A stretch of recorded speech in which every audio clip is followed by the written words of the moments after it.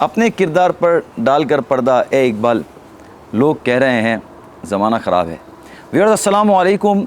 ये अल्लामा इकबाल के शेर मैंने क्यों पढ़ा, इस वीडियो को देखेंगे तो आपको समझ में तो आ जाएगा। मैं इस वक्त मौजूद हूँ DHA सिटी कराची की ज़बरदस्त ज़मीन पे, और आप ये सोच रहे होंगे मैं कहाँ बैठा हुआ हूँ। मैं इस वक्त मौजूद हूँ DHA सिटी कराची के स्पोर्ट्स कॉम्प्लेक्स में। इसमें बास्केटबॉल ग्राउंड भी है, इसमें हॉकी ग्राउंड भी है, इसमें टेनिस भी है और एक्टिविटीज़ हैं। चूँकि कई लोग आते नहीं हैं तो बहुत सारों को पता नहीं है।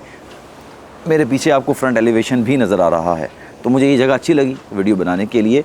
DHA सिटी कराची की मार्केट और इस वक्त पाकिस्तान की रियल इस्टेट मार्केट, इस वक्त बड़ा डिफरेंट कॉन्सेप्ट है लोगों के जहन में।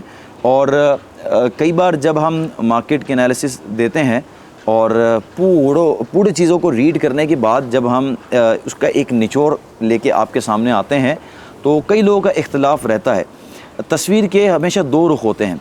अगर आप शीशे को देखते हैं, आईने को देखते हैं आप, तो आपकी मूवमेंट लेफ़्ट हैंड की होती है, लेकिन आपको आईना बताता है कि वो आप राइट हैंड की मूवमेंट कर रहे हैं।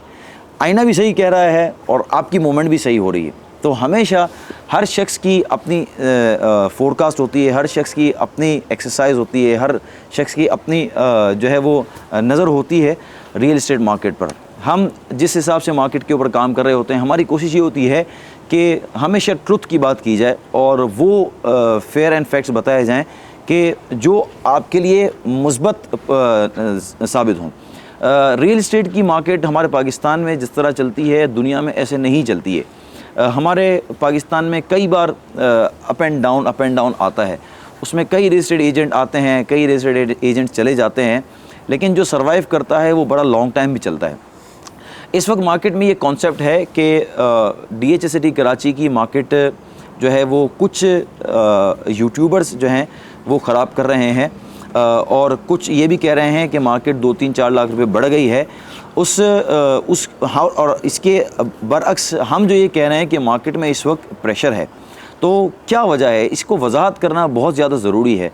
देखें, DHA सिटी कराची में प्रॉपर्टी लेना, यानी अगर पूरे कराची की बात की जाए तो मैं सबसे पहले लोगों को प्रेफर करता हूं कि आप इन 3 अल्फ़ाबेट के साथ रहें, DHA या DHA सिटी कराची में प्रॉपर्टी लें।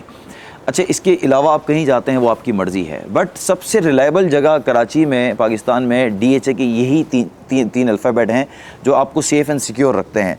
आज भी डिफेंस फेज़ 8 की जो प्रॉपर्टीज़ हैं, अगर उनके ओनर्स इंतकाल कर गए हैं तो इनकी सेकंड जो जनरेशन है उन तक प्रॉपर्टी पहुंच गई है, वो प्रॉपर्टी कहीं नहीं जाती, कब्ज़े का भी कोई फ़िक्र नहीं होती है।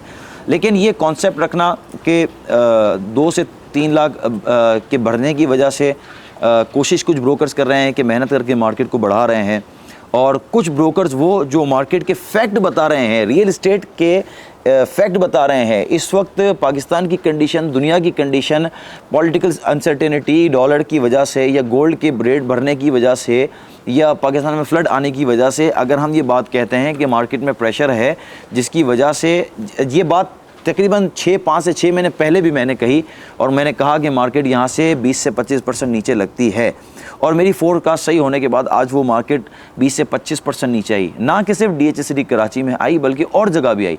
और ये रिसेशन, मतलब ये नेचुरल रिसेशन है, इसमें ऐसा नहीं है कि मैं मार्केट चलाऊँगा, ये मैं मार्केट ख़राब करूँगा, या कोई ऐसा यूट्यूबर आएगा जो कहेगा कि 5 लाख मार्केट बढ़ गई जिसकी वजह से मार्केट को जंप लग जाएगा, या कोई ऐसा कहेगा कि जिसकी वजह से मार्केट में स्लंप आ जाएगा। तो ऐसा नहीं है।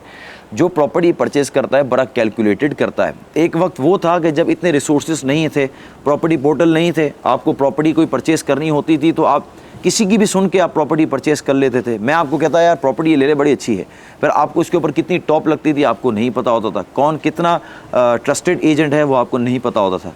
लेकिन इस दौरे हाजिर में तमाम चीज़ें ट्रांसपेरेंसी के साथ है। अगर मैं कहूँगा कि मार्केट गिर जाएगी तो ऐसा नहीं है, मेरे कहने पे मार्केट नहीं चलेगी। हाँ, लेकिन मेरा वो इन्वेस्टर जो मुझ पर ट्रस्ट करता है, मुझ पर रिलाई करता है, तो मैं हमेशा उसको क्लियर पिक्चर ज़रूर दिखाऊंगा। तो हमेशा क्लियर पिक्चर के साथ, हमेशा उस एजेंट्स के साथ काम करके चलें जो जिस पर आपको ट्रस्ट है और जिसकी बात आपको समझ में आती है, उसको रीड करें। अगर मेरे साथ भी आप काम करते हैं तो मुझे 6 महीने तक रीड करें या मेरी पुरानी वीडियोस देखें कि मैं किस तरह कर रहा हूँ, आके मुलाकात करें, इसके बाद काम करें। लेकिन अगर कोई शख्स इस तरह किसी भी यूट्यूबर के ऊपर बहतान लगाता है कि ये इस तरह मार्केट में प्रेशर डालते हैं कि जिसकी वजह से मार्केट में स्लम्प आए, मार्केट बहुत ज़्यादा नीचे चली जाए, वो नीचे अपने इन्वेस्टर की प्रॉपर्टी परचेज़ करेंगे उनके लिए और फिर मार्केट को आर्टिफिशियली बढ़ाएंगे और ऊपर प्रॉपर्टी बेचेंगे। तो अगर मैं अपनी बात करूं तो मेरे पास इस वक्त कोई ऐसा इन्वेस्टर नहीं है कि जिसके लिए मैं मार्केट के गिरने का इंतज़ार कर रहा हूं और नीचे बल्क क्वांटिटी में प्रॉपर्टी खरीदूंगा, ऐसा नहीं है। ये मेरी ज़बान से शायद किसी को यकीन ना हो, लेकिन मैं और मेरा रब जानता है। तो इन तमाम चीज़ों को फोकस करना, नोट करना बहुत ज़्यादा ज़रूरी है। जब भी प्रॉपर्टी को परचेज़ करें, चाहे DHCT कराची में इस ट्रस्टेड ज़मीन पे परचेज़ करें या कहीं भी करें, पूरी कैलकुलेशन के साथ परचेज़ करें। ऐसा नहीं है कि कोई भी आपको कहे यार आप यहाँ पर प्रॉपर्टी ले लें, मार्केट बहुत बढ़ रही है, अब ये अनाउंसमेंट हो गई, अब ये अनाउंसमेंट हो गई। नहीं, आप पूरी एक्सरसाइज करें, पूरा होमवर्क करें, जब बेच रहे हो तब भी करें। मेरे पास कोई परचेज़र आता है तो मैं उससे परचेज़ करने की वजह पूछता हूँ, जब सेलर आता है तो उससे सेल करने की वजह पूछता हूँ, उसके बाद डिसीजन लेता हूँ। एक प्रॉपर्टी कंसल्टेंट एक डॉक्टर कंसल्टेंट की तरह होता है। अगर आप किसी डॉक्टर के पास जाएं और आप कहें कि यार मुझे जो है वो एक वोमिटिंग फील हो रही है, वो अगर आपको पैनाडोल की गोली देगा तो आप भी समझदार हैं, आप कहेंगे कि यार आप कौन से डॉक्टर हैं, किस तरह के कंसल्टेंट हैं।